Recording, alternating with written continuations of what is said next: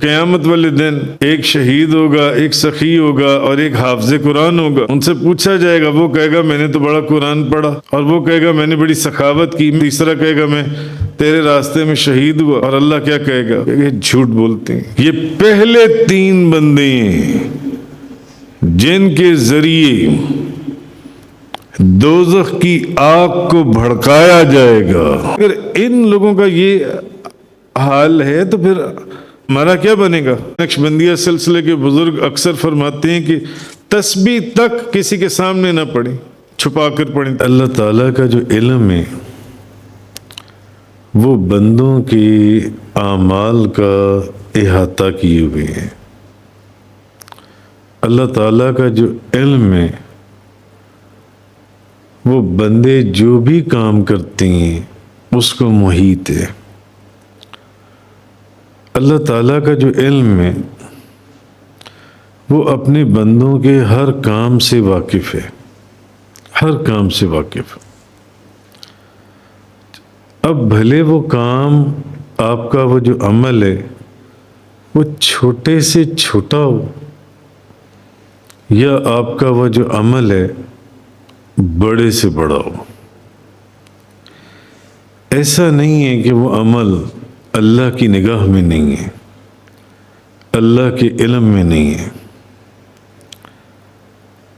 آپ کا ہر عمل اللہ کے علم میں ہے، اللہ کی نگاہ میں ہے. آپ کے ہر عمل کو اللہ جانتا ہے.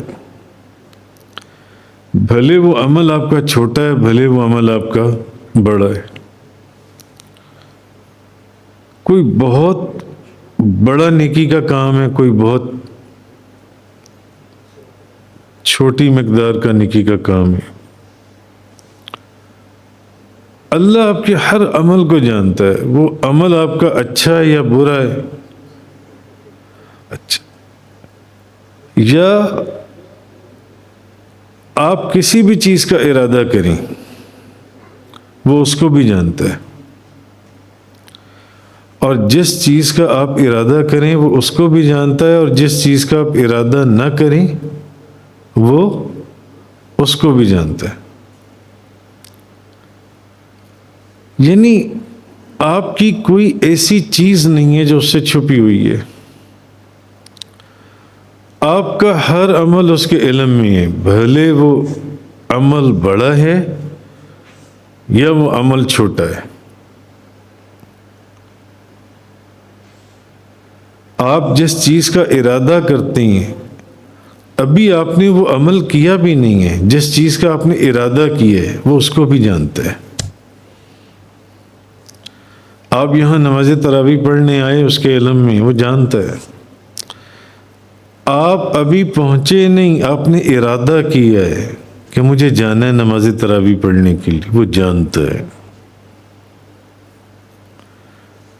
پہلے آپ نے عشاء کی نماز پڑھنی ہے، کس نے عشاء کی نماز پڑھنی ہے، کس نے نہیں پڑھنی، کس نے عشاء کی نماز کے ساتھ ساتھ نماز تراویح بھی پڑھنی ہے، کس نے اس کے بعد میلاد پاک درس قرآن میں بھی شامل ہونا ہے، کس نے عشاء کی نماز نہیں پڑھنی، کس نے عشاء کی نماز بھی نہیں پڑھنی، نماز تراویح بھی نہیں پڑھنی. سب آپ کے عمل کو جانتا ہے. انسان اس کو دھوکہ نہیں دے سکتا. جو انسان اپنی سوچ میں ایسا کرنے کی کوشش بھی کرتا ہے تو وہ اصل میں اپنے آپ کو دھوکہ دے رہا ہے، کیونکہ وہ آپ کے ہر کام سے واقف ہے، بھلے وہ کام بڑا ہے بھلے وہ کام چھوٹا ہے. آپ اس کام کو کر گزریں، آپ نے وہ کام نہیں کیا، ابھی آپ نے صرف اس کام کا ارادہ کیا، وہ آپ کے اس کام کو بھی جانتے ہیں جن سے. اور جس چیز کا ارادہ نہیں کیا وہ بھی اس کے علم میں جن سے. تو وہ لوگوں کے دلوں کے احوال اور ظاہری افعال وہ ان سب کو جانتا ہے. اور جو چیز آپ کے دل کے اندر خیال آیا وہ آپ کے دل میں آنے والے خیال کو بھی جانتا ہے، اور وہ ہر وقت جانتا ہے اور ہر شخص کے جانتا ہے۔ کروڑوں اربوں خربوں لوگ ہوں گے، ہر شخص کے دل کی کیفیت اور اس کا حال اور اس کا ارادہ وہ جانتا ہے، اس کے علم میں۔ وہ یہ بھی جانتا ہے کہ کون اس کی اطاعت کرنے والا ہے، جیسے کہ میں نے آپ کو بتایا کہ ایک بندہ نماز عشاء پڑھنے کے لیے آیا، اس نے اللہ کی اطاعت کی، جو اللہ کا حکم ہے اس کو بجا لایا، پھر اس نے نماز تراویح پڑھی۔ وہ جانتا ہے کون اطاعت کرنے والا ہے، کون اس کا شکر ادا کرنے والا ہے اور کون اس کا شکر ادا کرنے والا نہیں ہے،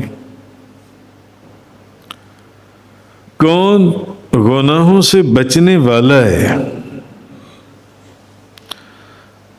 کون گناہوں سے بچتا ہے اور کون گناہوں سے بچنے کی کوشش کرتا ہے مگر گناہوں میں ملوث ہو جاتا ہے، پھر بھی گناہ کرتا ہے۔ وہ جانتا ہے، وہ انسان کے نیک اعمال کو بھی جانتا ہے اور اس کے گناہوں کو بھی جانتا ہے کہ کون گناہ کرے گا، کون گناہ سے بچے گا، کون اس کا صرف ارادہ کرے گا مگر گناہ نہیں کرے گا، کیونکہ وہ دل کی کیفیات سے بھی واقف ہے، اور کون گناہ سے بچنے کی کوشش کرے گا مگر گناہ میں ملوث ہو جائے گا، اور کون گناہ سے بچنے کی کوشش نہیں کرے گا مگر گناہ کرے گا۔ ایک گناہ کی تفصیل کے اندر چلتے چلے جائیں تو بات کتنی وسعت رکھتی ہے اپنے اندر جانسی ہے۔ تو وہ انسان کے ہر عمل کو جانتا ہے، ہر عمل کو، بھلے وہ چھوٹا ہے، بھلے وہ بڑا ہے، بھلے وہ اس کا عمل ظاہر ہے، بھلے اس کا وہ عمل چھپا کرے۔ ایک بندہ چاہتا ہے کہ میں کسی کا روزہ کھلواؤں، وہ جانتا ہے کہ اس شخص کا یہ ارادہ ہے کہ یہ کسی کا روزہ کھلوائے،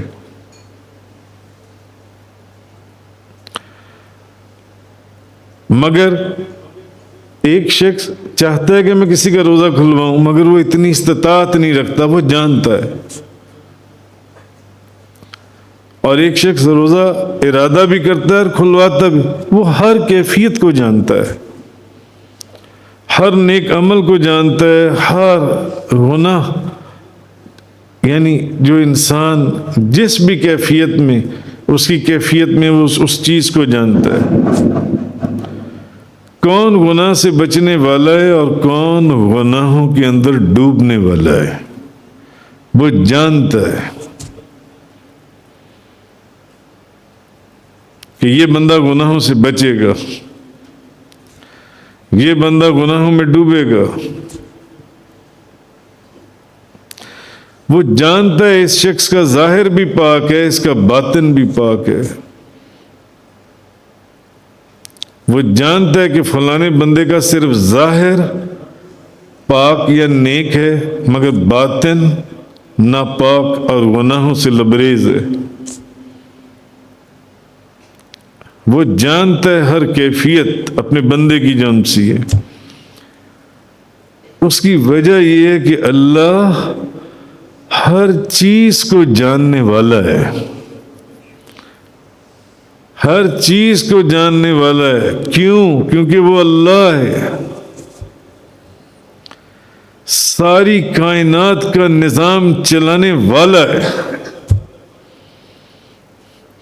وہ جانتا ہے کہ کون عبادت حقیقت کی کر رہا ہے اور کون عبادت دکھاوے کی کر رہا ہے اور کون عبادت مجبوری کی کر رہا ہے۔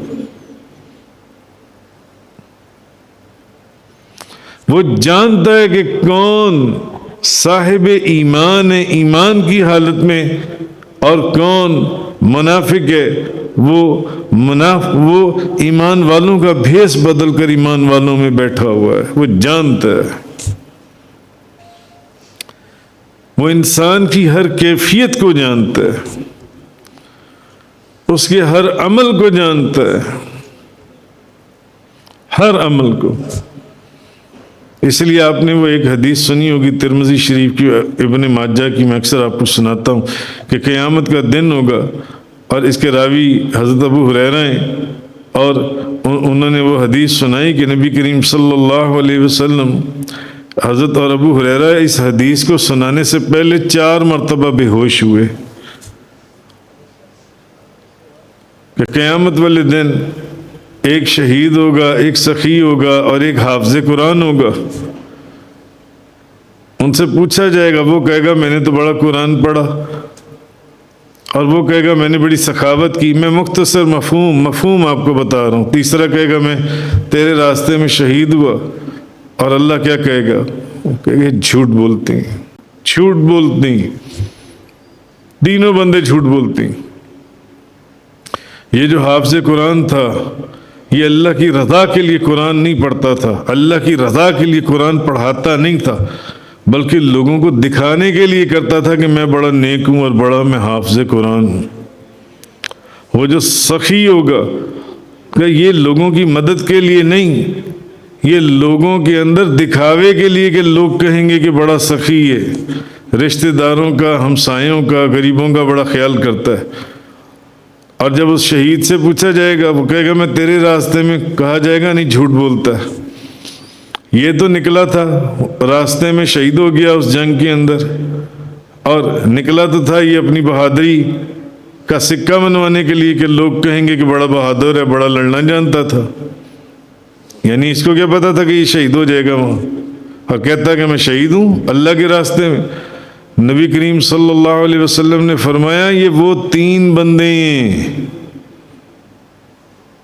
یہ پہلے 3 بندے ہیں جن کے ذریعے دوزخ کی آگ کو بھڑکایا جائے گا، جن کے ذریعے دوزخ کی آگ کو بھڑکایا جائے گا۔ اور جب ایک صحابی کے سامنے یہ حدیث بیان کی گئی تو وہ اتنا روئے، ایسے لگتا تھا کہ جیسے بس وصال فرما جائیں گے، وفات پا جائیں گے۔ تو وہ جانتا ہے کس نے دکھاوے کی عبادت کی ہے، کس نے حقیقت کی عبادت کی ہے۔ اس لیے چھوٹا سا عمل کر لیں مگر اس میں دکھاوا نہ ہو، اس میں ریاکاری نہ ہو۔ بعض روایتوں میں تو یہاں تک بھی میں نے پڑھا کہ ریاکاری کفر کے درجے میں انسان کو لے جاتی ہے۔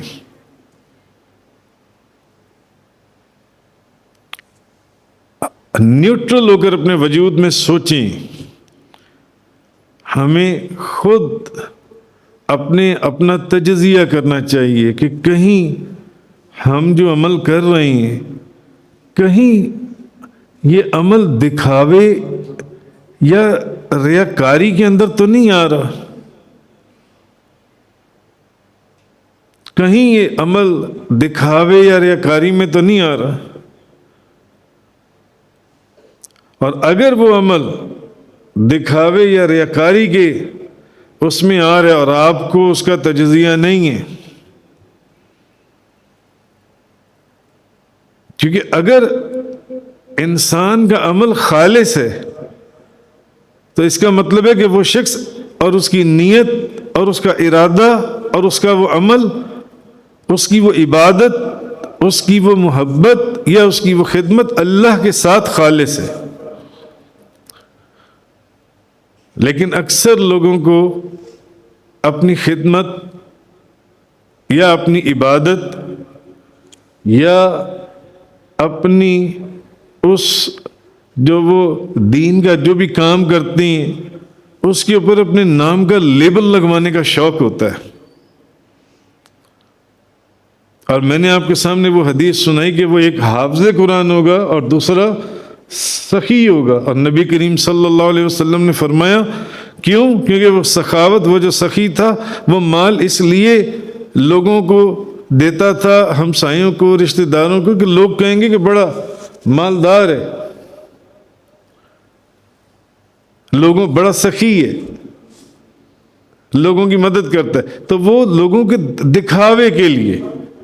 اور وہ جو حافظ قرآن ہوگا اس کو کہا جائے گا کہ تم نے اللہ کی رضا کے لیے قرآن نہیں پڑھا، تم نے تو صرف دکھاوے کے لیے قرآن پڑھا کہ لوگ کہیں گے کہ بڑا تلاوت کرنے والا، بڑا قرآن پڑھنے والا، بڑا نیک آدمی تھا کہ بڑا قرآن کرتا تھا، مگر وہ لوگوں کے اس کے اندر کی جو نیت ہے وہ صرف قرآن کے نام کو کیش کرنے کا ہوگا، وہ قرآن کے نام کو کیش کرے گا۔ تیسرا وہ شہید۔ تو غالباً حضرت معاویہ رضی اللہ تعالیٰ عنہ انہوں نے کہا کہ اگر ابو ہریرہ اگر ان لوگوں کا یہ حال ہے تو پھر ہمارا کیا بنے گا؟ اس لیے چھوٹا سا عمل کر لیں مگر وہ عمل خالص ہو اللہ کی بارگاہ میں، اور اگر اس میں دکھاوا ہے یا ریاکاری ہے تو میں نے آپ کو جو حدیث سنائی ہے وہ آپ کو جہنم کے اندر پہنچا دے گا انسان کو۔ اس لیے اس ریاکاری یا وہ جو دکھاوے کا لیبل اپنے ماتھے پر لگایا ہوا ہے، قطعاً اس کے اندر کیوں؟ آپ کس کو دھوکہ دے رہی ہیں؟ لوگوں کو دھوکہ دے رہی ہیں نا، اور اس سے بھی زیادہ آپ اپنے آپ کو دھوکہ دے رہی ہیں۔ اللہ کو آپ دھوکہ نہیں دے سکتے، اس لیے آپ کا جو چھوٹے سے چھوٹا عمل ہے وہ اللہ کے لیے خالص ہونا چاہیے، خالص، اس میں دکھاوا نہیں ہونا چاہیے، ریاکاری نہیں ہونی چاہیے۔ شاید اسی لیے نقشبندیہ سلسلے کے بزرگ اکثر فرماتے ہیں کہ تسبیح تک کسی کے سامنے نہ پڑھیں، چھپا کر پڑھیں تسبیح جون سی۔ کہنے کا مقصد یہ ہے کہ آپ کے عمل میں گو کہ تسبیح ہاتھ میں پکڑنا جائز ہے، اس میں کوئی ایسی بات نہیں ہے، مگر ان کا اپنا تقوی ہے کہ نہیں کہیں یہ بھی ایک دکھاوے کے اندر نہ آ جائے، ریاکاری کے اندر نہ آ جائے یہ چیز جون سی ہے۔ خیر بات چل رہی تھی کہ اللہ آپ کے اندر کی کیفیت سے واقف ہے، آپ جو کام بھی کرتے ہیں، آپ کا عمل ظاہر ہے، آپ کا عمل چھپا ہوا ہے، آپ کا عمل چھوٹا ہے، بڑا ہے، گناہ ہے، نیکی ہے، وہ جس کیفیت کے اندر بھی ہے وہ اللہ جانتا ہے، وہ اللہ جانتا ہے، اس کے علم میں ہے وہ جون سے۔ وہ کیوں؟ کیونکہ وہ ہر چیز کو جاننے والا ہے، بھلے کوئی چھوٹی سے چھوٹی چیز ہو یا بڑی سے بڑی چیز ہو، البتہ بھئی اس لیے بھی وہ جانتا ہے کہ وہ لوح محفوظ میں لکھی ہوئی ہے، مگر وہ اس لیے نہیں کہ وہ لوح محفوظ میں لکھی ہوئی ہے تو وہ جانتا ہے، نہیں، وہ تو اس کا علم، وہ تو جانتا ہی جانتا ہے ہر چیز جانتی۔ اور ویسے بھی اس آیت کے آگے میں ہے کہ آخری حصے میں یہی ہے کہ وَمَا يَعْذُبُ عَنْ رَبِّكَ مِن مِّثْقَالِ ذَرَّةٍ فِي الْأَرْضِ وَلَا فِي السَّمَاءِ وَلَا أَصْغَرَ مِن ذَلِكَ وَلَا أَكْبَرَ إِلَّا فِي كِتَابٍ مُّبِينٍ۔ اور آپ کے رب سے ایک ذرے کی مقدار بھی پوشیدہ نہیں ہے، ایک ذرے کے برابر بھی مقدار آپ کے رب سے نہیں چھپی ہوئی۔ جو بھی آپ کا ارادہ ہے، جو بھی آپ کی کیفیت ہے وہ آپ کا رب جانتا ہے۔ آپ کے دلوں کی اس کائنات، زمین، آسمانوں، ستاروں کے اندر آج سائنس کہاں، ابھی تو کہیں پر بھی نہیں پہنچی، ابھی تو صرف چاند تک پہنچی ہے یا چاند کے آس پاس گھوم رہی ہے۔ اس سے آگے ہزاروں کتنی کہکشائیں اور کتنی دنیا، یہ تو وہاں تک سائنس کی عقل ہی نہیں جا سکتی جون سی ہے۔ مگر وہ کیا کہہ رہے اس آیت کے اندر کہ وہ یعنی وہ اس کائنات کے ذرہ جون سا وہ اس کے علم میں اور ہر وقت ہے اور وہ اس کو جانتا ہے۔ اربوں خربوں لوگ ہیں، وہ ہر شخص کے دل کی کیفیت دیکھ رہا ہے، وہ جانتا ہے ہر شخص کے دل کی کیفیت کو، اور آپ کے رب سے ایک ذرے کی مقدار بھی پوشیدہ نہیں ہے۔ من مثقال ذرۃ فی الارض ولا فی السماء ولا اصغر من ذلک ولا اکبر الا فی کتاب مبین۔ نہ زمین میں اور نہ آسمان میں اور نہ اس ذرے سے کوئی چھوٹی چیز ہے اور نہ بڑی چیز، مگر وہ روشن کتاب میں درج ہے۔ یعنی کہ وہ سب کچھ، ہر چیز تو اللہ نے سب سے پہلے لوح محفوظ کے اندر لکھ دی ہے، لوح محفوظ کے اندر۔ تو اس لیے اپنے عمل کو خالص کریں، کیونکہ اللہ ہر چیز، اس نے کہا کہ میں ایک ذرے پوری کائنات کے اندر ایک ذرے کا بھی ہر طرح کا علم اس کے علم کے اندر ہے۔